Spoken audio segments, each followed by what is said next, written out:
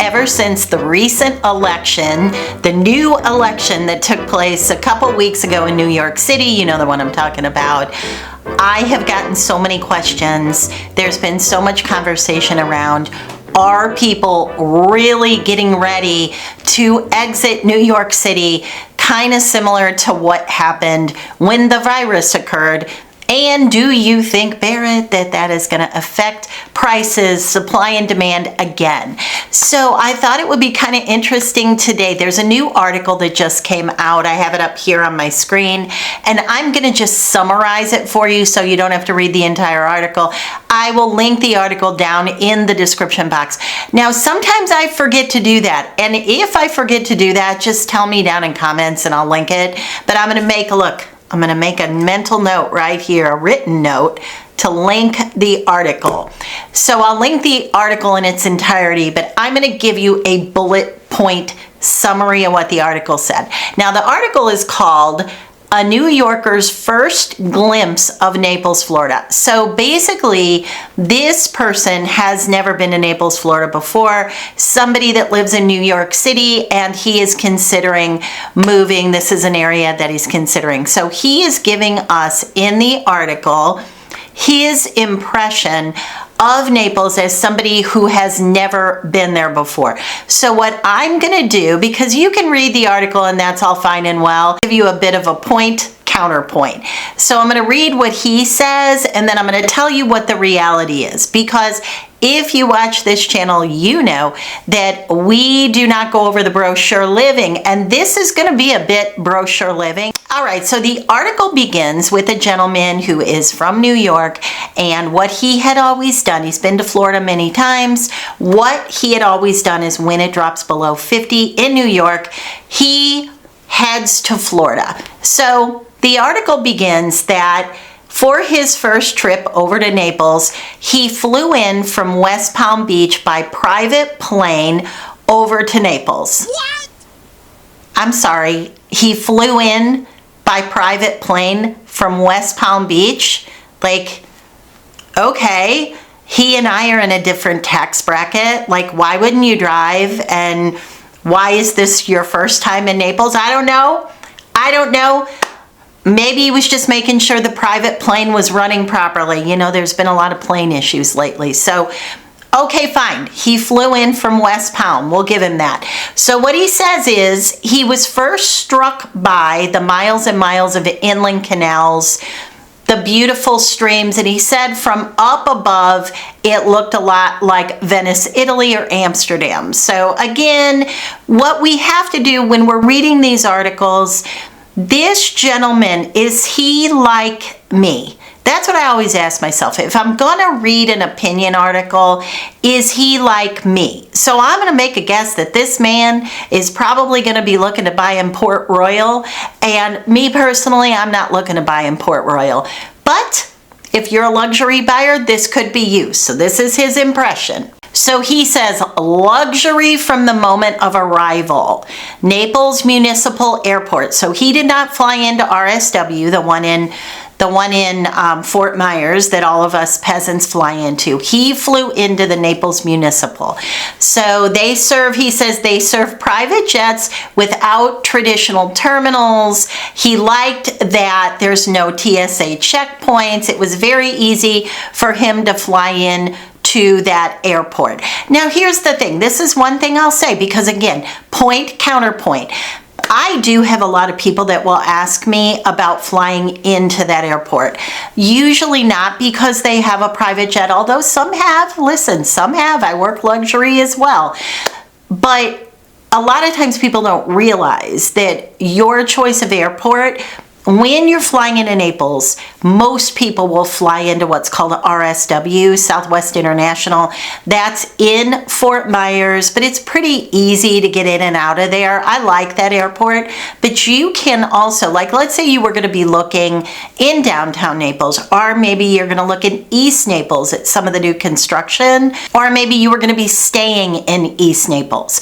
So you might make the choice to fly into Fort Lauderdale, Miami, because the drive over Alligator Alley, as long as you don't do it during rush hour, is usually a pretty easy. It's just a straightforward shoot over to Naples. So I would agree with him that it is convenient to fly into Naples Airport if you can. They don't allow big jets into Naples Airport. But in the effort here of point counterpoint, if you were looking to buy something in that midtown area of Naples, you need to remember that you will have small jet noise. So we even have a disclosure. I do it anyway. I have people fill it out, because if you're living in that middle area, central Naples, you're going to have jets flying over. It's very, very common. Some people complain about that. You hear it on the news, on Wink News pretty often. So this gentleman, we're just going to call him Earl. Okay, we're just going to name him Earl for the sake of ease. He stayed at one of the Ritz-Carltons in Naples. So if you didn't know, there is one close to the beach, and then there's also one that is more like the golfing one, and that one is called Tiburon. That's in North Naples. So he stayed at Tiburon, and he said he loved it. He thought it was beautiful. He played the golf courses, and he was unaware that they had they meaning the Ritz, had a sister property down at the beach. If you didn't know that, and I'll just say, not everybody can afford to stay at the Ritz-Carlton, and even if you can afford to do it, you may not want to. But if you're somebody that's only coming for 5 days like Earl, and you want a luxury experience, it is a good place, because there will be a shuttle that'll take you from Tiburon, from that Ritz-Carlton, to the beach one. A lot of times people, when I talk with people and they'll say, which hotel should I stay at? If they're considering a little bit of a luxury experience, they will consider the Ritz-Carlton, and you don't have to choose between beach or golf. Either one will shuttle you back and forth, so that's really nice. Also, in Tiburon, there's housing there. So if you really like that experience, there are rentals in that area that you can rent a condo or a home. The homes usually open in the ballpark of $2.5 million to up to right around 10 million-ish. And then the condos open around $500,000, maybe a little bit higher. I haven't checked that lately on the condos, but right in that $500,000 mark on up. The thing with that area is that the fees are really high, but there are a lot of choices in terms of joining that club or not joining. I don't even know if golfing's available right now or not.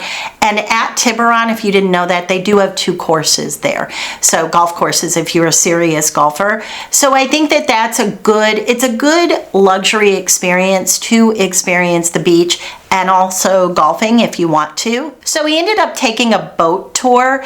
So there are boats. If you go to the downtown area of Naples and you go over by Tin City, there's a marina there, and the Naples Princess will take you out. You can do an afternoon tour, you can do a dinner tour, and it just kind of cruises you around the waters. It's beautiful. I've done it several times just because it's so enjoyable. I'm a boater, we boat, but it's really enjoyable just to have that sunset experience. And he said he was really taken aback by the beautiful waterfront estates as you moved all through those canals, and just it's a look at an area you would not otherwise see. Now, what some people don't realize is Port Royal, which is going to be the wealthiest part of Naples for the most part, Port Royal is not gated, and a lot of people are surprised by that. You can drive through there, but what you can't do is get behind those homes on the water to see how absolutely spectacular they are. So if you're somebody that's visiting the area and you just want to see that, that's a good thing to do. It's a good place. I know there's a lot of YouTubers that watch my channel. There's a lot of real estate agents that watch my channel. And that's a good spot to get some footage because those homes are absolutely beautiful. Are you going to be buying one of those homes? Probably not, unless you are like one of the 1/10%. Maybe not. Maybe you're not going to be buying one of those homes, but there are some famous people that own those homes. And that's one of the things that is allowable. I'll touch on this for a little minute.